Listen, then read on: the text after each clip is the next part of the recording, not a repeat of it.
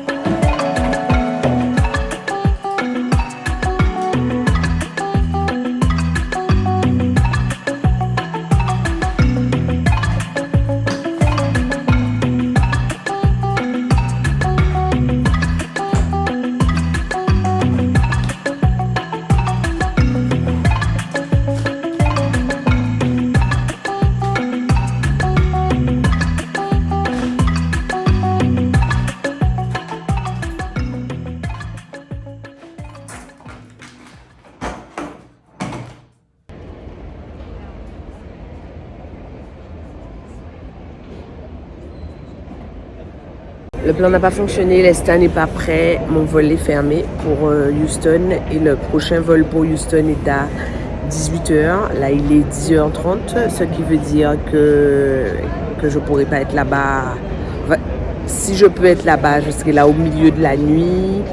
Ce qui veut dire que je ne pourrai pas être à ma destination à l'heure pour demain matin. En tout cas, ça va être compliqué, ça va être serré comme dit ma fille.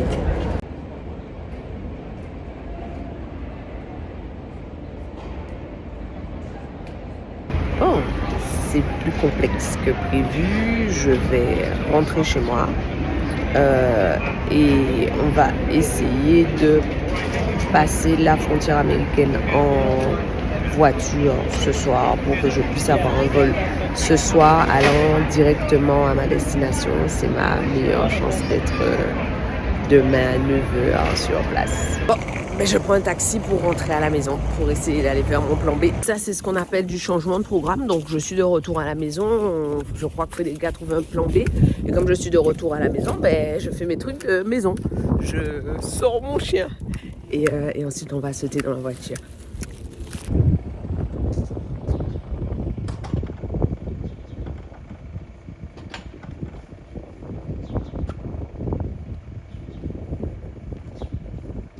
Pourquoi vous êtes content comme ça? Je vois que tout le monde est content. Parce que t'as raté l'avion, donc on road trip pour aller... Les gars, c'est pas un road trip. On va juste faire un trajet de 2h30 en voiture. C'est pas un road trip. Bon, ça y est, il est 11h30. Mon ESTA vient d'arriver. Mon vol était à 10h30. Donc là, on part en voiture pour essayer d'attraper l'aéroport de Rochester. Donc on va passer la frontière américaine pour que je prenne l'avion de là-bas. On va où, mon chéri? À Rochester. Pourquoi tu fais une petite tête désolée? À l'aéroport de Rochester.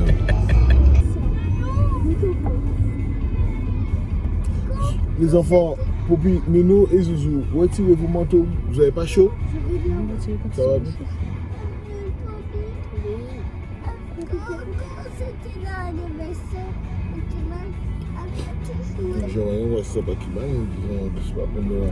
Keep left. Ah, ils vont bien. On les a laissés avec... Mes frères et sœurs. On a commandé du McDo. Allô? Allô, tu nous entends? Attends, le téléphone s'est déconnecté. Allô? Oui, allô? Ouais, quoi? On avait commandé du McDo pour aller aux États-Unis. On a commandé du McDo. Ben oui, pour qu'ils puissent manger, papa. Vous êtes bête ou quoi? Pourquoi vous me faites ça? Ben moi, parce que c'est vraiment des fois, ils sont pas opérationnels pour Quoi, les ils sont blagues, hein. opérationnels, rien du tout. Nul. Nul. Mais c'est une mauvaise blague, je t'ai répondu, tu veux voir mon téléphone, ça coûte 27,50 €. Tu es en train de commander un Uber. Pourquoi? Mais pour rentrer, on a l'habitude de laisser à la maison pendant que vous allez à Rochester. on a l'habitude de laisser tes frères et sœurs seuls à la Bon, maison. on n'a pas l'habitude de faire des blagues comme ça non plus. Je sais Non, en fait, j'ai merdé dans le truc de ta maman, donc elle n'a pas pu prendre Tu l'avion. n'as pas merdé, chérie. Il y a eu une erreur, on t'y couac. un loupé. Ben oui, ça nous permet de passer un ça super va faire. moment. Tes frères et sœurs ont pris des sacs, des livres, ils sont comme s'ils partent en road trip. Mais t'as vu mon message, je te disais que c'était pas la peine de te presser pour rentrer. Quoi, ok, oui, j'ai vu, mais c'est moi, je ne comprenais rien. Je me dis, attends, ils sont tous à la maison, il y aura vous en plus de Mais tu nous parles ou tu parles à Mia? Parce que là, j'entends moitié anglais, moitié français là. Pardon. Vous m'avez beaucoup stressé, vous ne comprenez pas du tout. Ah ben non, on comprend pas. Hein. Écoute, je pense que s'il y a une personne qui peut être stressée, c'est la personne qui a un mastermind ou la personne qui a essayé de trouver un avion qui est en train de conduire alors qu'elle a du travail. Attends, la personne qui est à Downtown Toronto pendant qu'on lui dit que ses deux sœurs de 8 ans et que de 9 ans, pardon, mais... ou que son frère de 4 ans sont Ouais, seuls à la maison avec du McDo pendant que mes... Je suis d'accord avec toi. Pendant que vous êtes en train d'aller vers Blaise notre corps, aller à Choro. On blaise pas notre corps. En ce sens-là, en fait.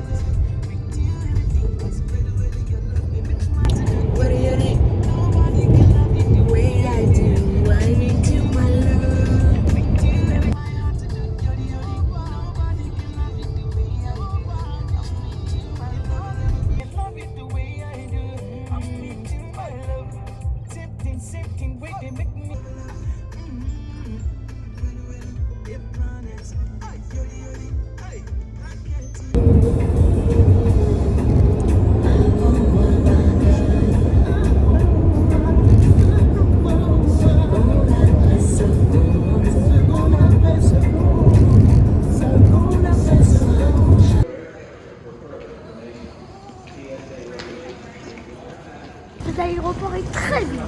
Je te jure. Plus vite que j'avais. Je te jure. Bon, on est arrivé à Rochester. J'ai jamais vu un aéroport aussi vide. Je vais essayer d'aller prendre mon vol. Mon amour. J'ai pas compris du tout. Comment? C'est vraiment... C'est vide, c'est fou, hein. Allez, on monte les enfants. On a un avion. Allez, vas-y, on se fait.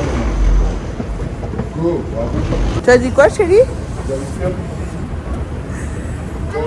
2h30 de route, c'est bon.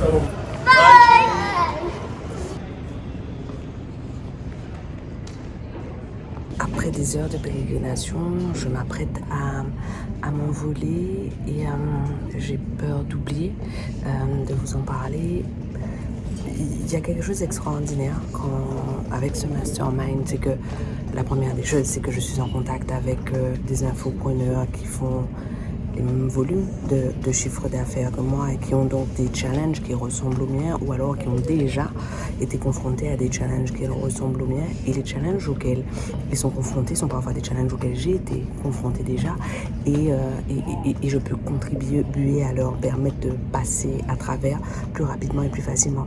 Mais au-delà de ça, il y a la formidable expérience humaine que c'est. Moi, je suis une introvertie à tendance timide, donc aller vers l'autre me demande toujours un gros effort. Donc c'est extraordinaire de devoir m'obliger à affronter cette espèce de petite gêne sociale que je ressens souvent, et ça m'entraîne à être au contact d'autres personnes, à aller vers d'autres personnes.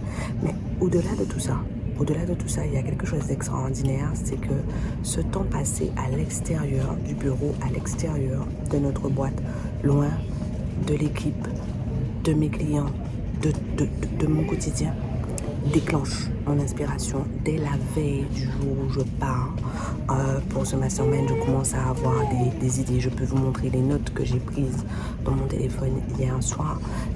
J'ai déjà pensé à des choses au sujet des lancements de mes 2 prochains programmes auxquels j'avais jamais pensé, à des améliorations à faire dans nos publications sur les réseaux sociaux, à des améliorations à apporter à la qualité de l'expérience qu'on offre aux gens à l'intérieur de nos programmes, ce qui est pour moi fondamental. Enfin, l'une des pierres angulaires de mon business, c'est que quand les gens arrivent dans nos programmes, en général, les gens restent parce qu'on leur permet d'avoir des résultats rapides, de faire partie d'une communauté extraordinaire. Mais en plus de ça, on met en place autour d'eux tout un tas de petites choses qui leur permettent d'avoir une expérience extraordinaire.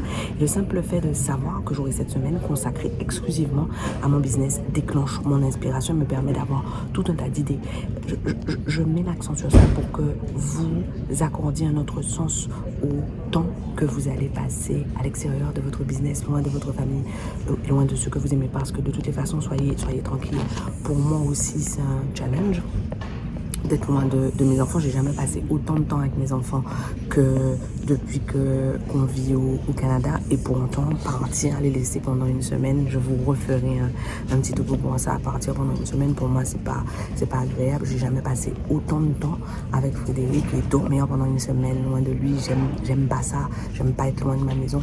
Mais quoi qu'il en soit, tout ça, quand je mets tout ça en balance avec ce que ça me permet d'acquérir pour mon business, ça en vaut la peine, parce que tout ce que on réalise avec notre business nous permet à nous, en tant que groupe famille, d'approcher chaque jour un peu plus du lifestyle que je veux permettre à ma famille de vivre, que nous voulons, Frédéric et moi, permettre à notre famille de vivre. Donc, quand vous serez assaillis par la culpabilité, pensez à mettre en balance les choses et à vous demander, est-ce que cela en vaut la peine? Si vous avez un oui, si ce temps passé loin des vôtres vous permet de faire fructifier au centuple la gêne, l'inconfort, la douleur que vous pouvez ressentir, essayez d'y accorder de l'intérêt et de l'importance.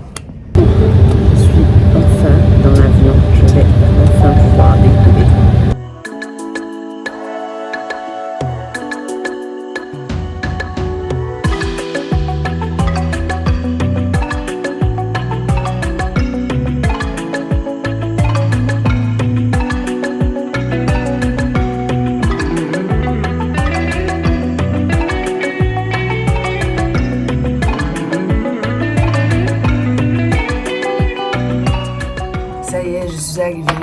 Mon vol a été extrêmement désagréable, mais c'est pas le plus embêtant pour moi. Ce qui est vraiment embêtant pour moi, c'est que j'ai passé donc un temps énorme avec beaucoup de gens, beaucoup de lumière, beaucoup de bruit autour de moi, mais surtout beaucoup de gens.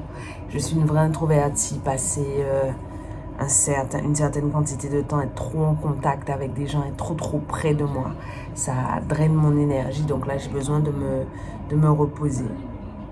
Mais je suis en full gratitude, en fait. Mon cœur est rempli de joie, d'amour, de gratitude. Parce que c'est ma première fois en Californie, parce que mon boulot me permet de vivre des choses de dingue, parce que en accomplissant mes rêves, je permets à d'autres femmes d'accomplir les leurs. C'est ma première fois en Californie, je suis dans un hôtel magnifique à Newport Beach, et je vais vivre une expérience extraordinaire, et je vais ramener de cette expérience des choses extraordinaires pour notre business. Je ne peux pas m'empêcher de me rappeler que je suis celle à qui on a dit que les coachs étaient des gourous, que le coaching ça marcherait pas, à qui on a demandé qui elle était pour croire que ses rêves se réaliseraient. Et aujourd'hui, non seulement je réalise mes rêves, mais je permets à des milliers de femmes de réaliser les leurs. Et juste incarner ce que je suis me permet d'aider tellement de femmes à incarner ce qu'elles sont. Donc je suis complètement en joie. Mon cœur est rempli de gratitude, d'amour, de reconnaissance et d'impatience devant ce qui va encore arriver. Je vais me coucher. Ça y est, je suis réveillée, je vais y aller. Je suis excitée d'être là pour la deuxième année de suite. Ça montre que ça vaut la peine de rêver. Je vous ai déjà dit ça 50 fois ou pas? Je vais rencontrer des nouveaux, je vais voir tous ces gens. Alors j'espère qu'ils seront moins socially awkward que moi, hein, que ça sera plus facile pour eux quand ils vont rentrer dans cette pièce pleine d'inconnus, d'aller vers les autres.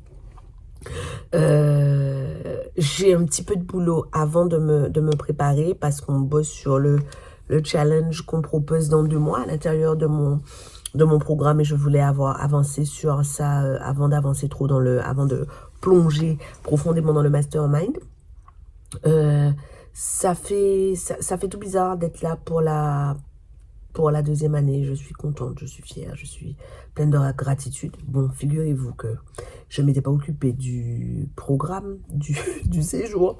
Et là, je viens d'aller voir le programme. On a une balade en yacht prévue ce soir pendant 2 heures. Mais en pas des souliers. Je n'ai pas de chaussures. Donc, il y a des petites tongs là. Dans la chambre d'hôtel, ben oui, Newport, tongs, plage. Mais j'aime pas l'idée parce que ça n'ira pas avec ma tenue. Donc, il va falloir que je trouve une solution pour me faire livrer des chaussures, je sais pas, des trucs à plateforme. Enfin, j'aime pas les plateformes en plus, j'aime pas les compenser. Bref, il faut que je me fasse livrer des chaussures pour pouvoir aller sur le bateau ce soir. En plus, figurez-vous que l'endroit où on prend le bateau est à 10 minutes de l'hôtel. Je n'ai que des sandales hautes, des boots hautes et des bottes pointues dorées hautes. Les 10 minutes de marche pour aller prendre le bateau vont être moyennement rigolotes pour moi.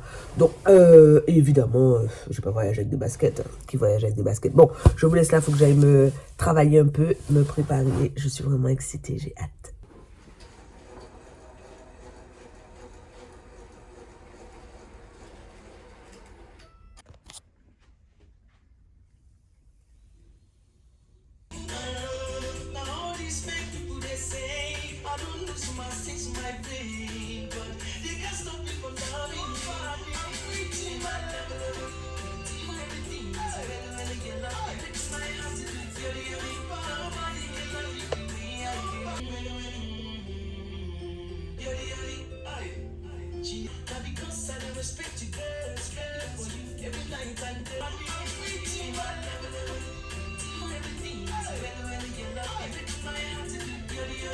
Bon, ça y est, je suis prête, j'y vais.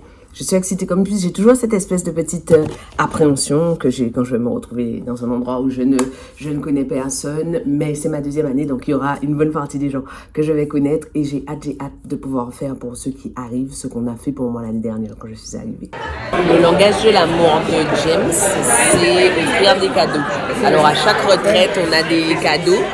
Et ce ne sont pas des cadeaux globaux, ce sont des cadeaux personnalisés. Donc on dit bien à chaque personne, surtout, n'ouvre pas le cadeau de quelqu'un d'autre parce que chaque cadeau est fait pour la personne à laquelle il est destiné. Donc je suis excitée comme une puce à l'idée d'ouvrir mon cadeau.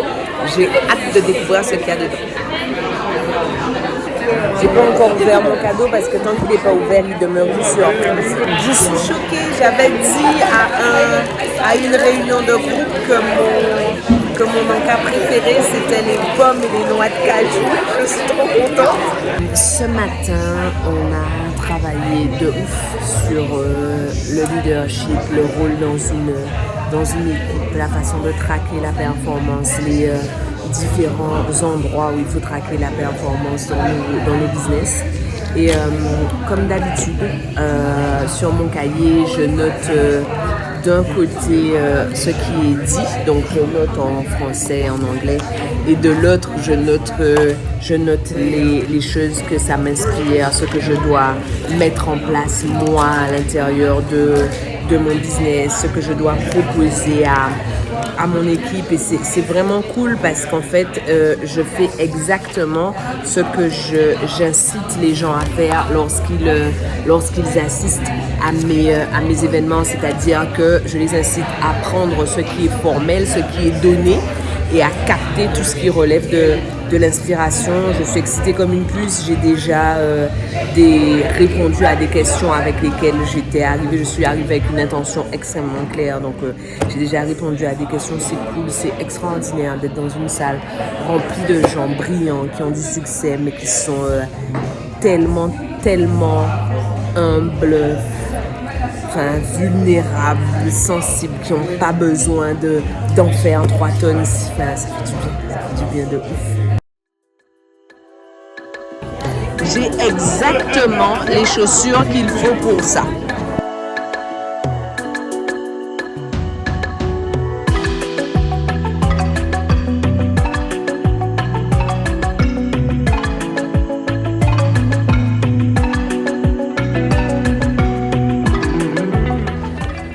Bon, là on revient de la soirée qu'on a passée sur le bateau dans la baie de Newport Beach. C'était canon. C'était un chouette moment. Pour moi, comme d'habitude, ce sont toujours des moments où je suis hyper fière de moi parce que les interactions, c'est pas mon truc. Et passer une soirée avec des gens avec qui je parle, ou au début il y a le petit moment un peu bizarre où on demande aux gens « Et toi, comment ça va? Qu'est-ce que tu fais? Où tu en es? » etc. Donc pour moi, c'est toujours une espèce de grande victoire. Et être avec ces gens qui ont ce niveau de succès et qui ont des petites vulnérabilités comme ça, contre lesquelles, avec lesquelles ils dealent, et entendre tellement de ces gens dire « Oh non, non, moi aussi, je me sens socialement un peu bizarre au début dans les interactions. » Ça fait un bien dingue d'être avec des gens qui entendent le fait qu'être grand, qu'être puissant ne veuille pas dire être invincible, et que le fait d'assumer nos vulnérabilités, nos insécurités nous rend en réalité plus puissants. Ça fait un bien dingue, quoi.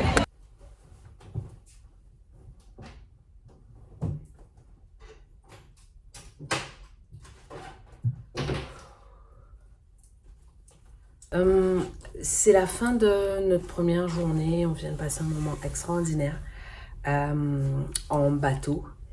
Et je finis cette journée contente parce que j'ai appris des choses, j'ai pensé à des choses, on m'a donné des idées, j'ai pu aider des gens, contribuer. Mais je finis cette journée déstabilisée pour deux choses.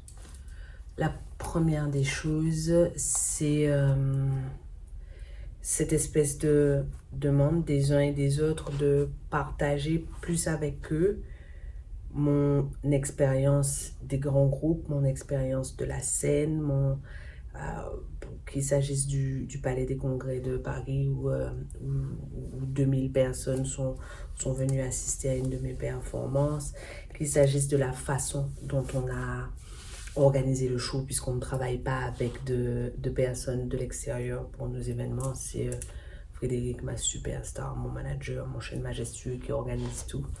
Cette espèce de demande que j'ai, qui m'a été faite littéralement, partage plus ton savoir, tes connaissances avec nous.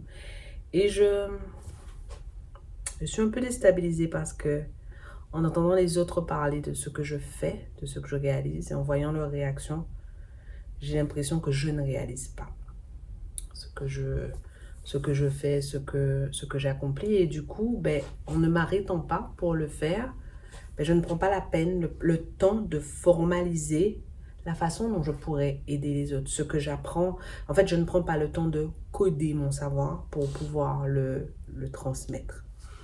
La deuxième chose qui me déstabilise énormément, c'est l'accueil, l'intérêt, le retour qu'on me fait sur Icebreaker.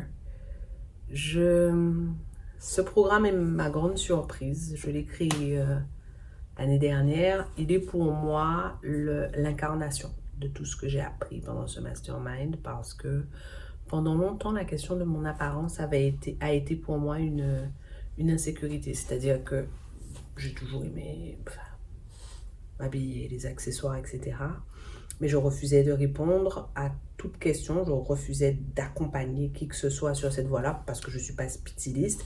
Parce qu'il y avait cette espèce de petite bataille d'ego qui était une soumission et une injonction sociétale selon laquelle prendre soin de soi, ce serait égoïste, ce serait superficiel, ce serait pas ce qui compte vraiment, parce que ce qui compte c'est à l'intérieur, etc. Et donc, l'année dernière, avec toutes ces personnes venant à moi, faisant autant de réflexions sur mon apparence et en formalisant le fait que mon apparence m'aide c'est la parade que j'ai trouvée pour vivre avec plus de sérénité, ce que j'appelle aujourd'hui. Pendant longtemps, je me suis considérée comme timide. Je crois que je ne suis pas une timide, je crois que je suis une socially awkward. C'est pas un truc que j'aime, aller vers les autres. Et j'ai besoin de peu d'interaction. Et j'aime pas les premiers moments d'interaction. Et mon apparence est toujours pour moi, la voie de la facilité, de la simplicité. Quand j'arrive quelque part, les gens viennent me parler. Créer ce programme Icebreaker a été pour moi quelque chose. C'est un programme qui est agréable, qui me procure énormément de plaisir, mais c'est surtout un programme qui me permet de formaliser une autre façon d'aider les femmes à accrocher leurs goals, leur but, pardon, leur expliquer comment elles peuvent, dans leur style, incarner les différentes phases, étapes, zones qu'elles doivent explorer pour aller faire péter un but et vraiment quelque chose de conceptuellement intéressant pour moi, mais aussi d'un point de vue opérationnel, c'est extrêmement impressionnant, intéressant pour moi. J'ai été surprise par le succès de ce programme quand je l'ai lancé et je suis complètement, pour le coup, intimidée par l'excitation que ce programme fait naître chez toutes ces femmes qui sont des Nord-américaines, dont je pense qu'elles n'ont pas besoin de moi pour ça. Certaines d'entre elles sont stylistes et viennent me dire « je voudrais qu'on travaille ensemble, je voudrais qu'on crée des choses ensemble, je veux que les stylistes que je coach, que je forme, accèdent à ton programme et comprennent comment ça fonctionne. Je veux monter des programmes avec toi. » D'autres, enfin, ces femmes gagnent des millions. Elles peuvent avoir accès à des stylistes. Et toutes me disent, enfin, je m'en fous que ça soit en français. Je m'en fous. Je veux juste accéder aux planches d'inspiration, aux sessions de coaching de groupe, aux combos de couleurs et aux accessoires. Et là, je me dis, ça m'intimide. Parce que je n'ai jamais imaginé de m'attaquer au marché nord-américain, parce que je continue d'avoir cette espèce de petite gêne dans laquelle je me dis, je ne suis pas styliste, mais quand vous avez plusieurs stylistes en face de vous qui disent, non, tu n'es pas styliste, mais ça te vient naturellement et tu peux vraiment apporter quelque chose de plus. Bref, en fait, j'ai l'impression que tout ça est un peu brouillon. C'est probablement brouillon parce que je suis déstabilisée, parce que je n'ai pas encore eu le temps de processer tout ce qui s'est passé aujourd'hui. Et voilà comment je finis ma journée. Pensez à vous abonner à notre chaîne, à activer la cloche de notification, à commenter cette vidéo, à la liker, à la partager.